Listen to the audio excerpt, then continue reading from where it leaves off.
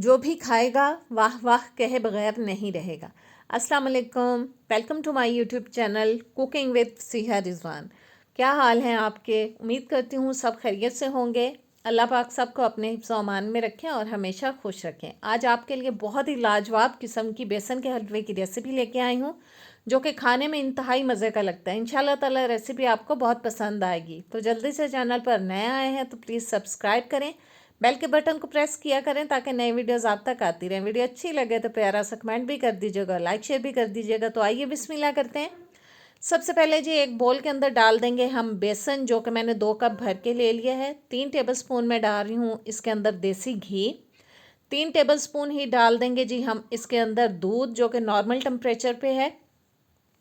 अब इन तमाम चीज़ों को हमें अच्छी तरह से मिक्स करना है और अच्छे से दबाते हुए हाथों की मदद से हमें इसको मिक्स करना है कि इसकी जो गुठलियाँ हैं ना बिल्कुल ख़त्म हो जानी चाहिए और ज़बरदस्त भुरभुरा सा टेक्सचर जो है हमारे पास बेसन का तैयार होके आ जाएगा। और देखें मैं किस तरह से दबा दबा के इसको मिक्स कर रही हूँ ताकि ये अच्छी तरह से तमाम चीज़ें जो हैं वो यकजान हो जाए। और देखें एक भुरभुरा सा टेक्सचर हमारे पास आ गया बेसन का। अब हमें इसको छान लेना है, जिसके लिए एक स्ट्रेनर रख लिया बोल के ऊपर और सारा बेसन मैंने डाल दिया है जी इस स्ट्रेनर के अंदर। और हमें इसको छानना है। इसको छानने में थोड़ी सी आपको मेहनत करनी पड़ेगी, हाथ की मदद से इसको इस तरह से दबाते हुए हमें इसको छानना है ताकि बेसन जो है वो इजीली नीचे जा सके, क्योंकि वो छोटी छोटी सी गुठलियाँ बन गई हैं, भुरभुरा सा टेक्सचर हो गया, इसलिए हमें थोड़ा इसको प्रेस करते हुए छान लेना है। अब मैंने दूसरे हाथ की मदद से इसको प्रेस करना शुरू कर दिया है ताकि मैक्सिमम हम जितना इसको छान सकते हैं वो छान लें। और ये जो छोटी छोटी गुठलियाँ इनको अब हम फेंक देंगे। और देखें कितना ज़बरदस्त सा हमारे पास पाउडर सा तैयार हो गया, भुरभुरा सा। अब मैंने चूल्हे पे रख ली है जी एक कढ़ाई, उसके अंदर हम डाल देंगे देसी घी 3/4 कप यानी कि पौना कप। आप इसको नॉर्मल जो घर में इस्तेमाल करते हैं घी वो भी लेके बना सकते हैं, लेकिन देसी घी में इसकी क्या ही बात है, खाने का मज़ा आ जाता है। और घी डालने के बाद साथ ही मैंने बेसन डाल दिया है। सारा बेसन निकाल लेते हैं हम बोल में से।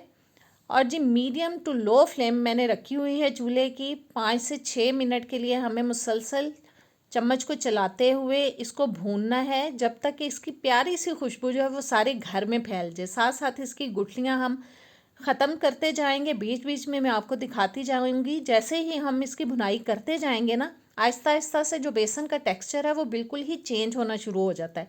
बेसन जो है वो काफ़ी फ्लफ़ी होना शुरू हो जाएगा और आपको नज़र आ रहा होगा कि बेसन फ्लफ़ी होना शुरू हो चुका है। मैं साथ साथ इसको मिक्स करती जा रही हूँ, छोड़ना नहीं है वरना जलना शुरू हो जाएगा और भुनाई अच्छे से नहीं होगी। मुसलसल चम्मच चलाते हुए इसको हिलाते हुए हमें मीडियम टू लो फ्लेम पे इसको भून लेना है। और देखें बहुत फ्लफ़ी हो चुका है, लेकिन अभी हमें इसको काफ़ी पकाना है और इसका टेक्सचर बिल्कुल चेंज हो जाएगा। और देखें कितना ये फ्लफ़ी हो चुका है, बिल्कुल एक झाग वाला सा मिक्सचर आपको लग रहा होगा, काफ़ी झाग आ चुका है इसके अंदर। मैं इसको मुसलसल हिलाते हुए भून रही हूँ, तब तक इसको भूनूंगी जब तक कि इसके अंदर गोल्डन सा कलर आ जाए। साइडों से उतारते जाएंगे ताकि इसका कलर ख़राब ना हो। और मुसलसल हिलाते हुए हमें इसके अंदर गोल्डन सा कलर आने तक पका लेना है। कलर इसका थोड़ा सा चेंज होना शुरू हो चुका है, ये देखें जी। और ज़बरदस्त मैंने इसकी भुनाई कर ली है, बहुत प्यारा सा कलर आ चुका है। अब मैंने रूम टेम्परेचर पे रखा हुआ दूध ले लिया है 1 कप तक। इसको हम 2-3 दफ़ा में थोड़ा थोड़ा करके इसके अंदर शामिल करेंगे, एकदम से नहीं डालना वरना आपके हाथ के ऊपर छींटे भी पड़ सकते हैं। और दूध डाल के अब हम इसको तब तक पकाएंगे जब तक के बेसन जो है वो अच्छी तरह से अपने अंदर सोक कर ले दूध को और ऑयल आपको फील हो के निकलना शुरू हो चुका है।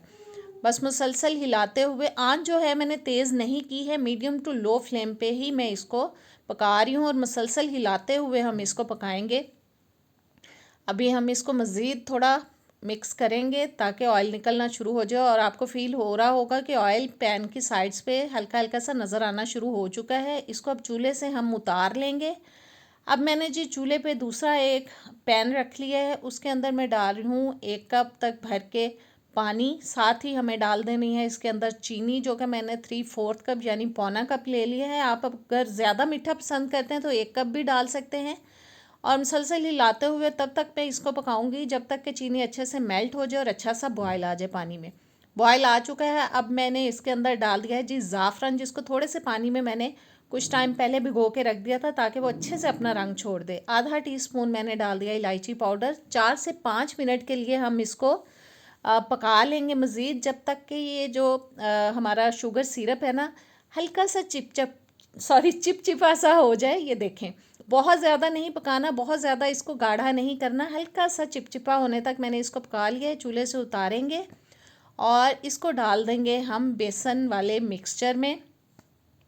सारा शुगर सिरप मैंने डाल दिया है जी बेसन के अंदर, और इसको हम पहले चूल्हे के बगैर ही अच्छे से मिक्स करेंगे ताकि जो बेसन की गुठलियाँ हैं वो अच्छी तरह से हम पहले ख़त्म कर लें। ज़बरदस्ती हमें मिक्सिंग कर लेनी है शीरे की इसके अंदर। और देखें, मैं अच्छे से इसकी गुठलियाँ ख़त्म करती जा रही हूँ। सब चीज़ें मिक्स करने के बाद इसको अब हम चढ़ाएंगे जी चूल्हे पे, और चूल्हे पे रख के इसको हम मीडियम टू लो फ्लेम पे ही पकाएंगे।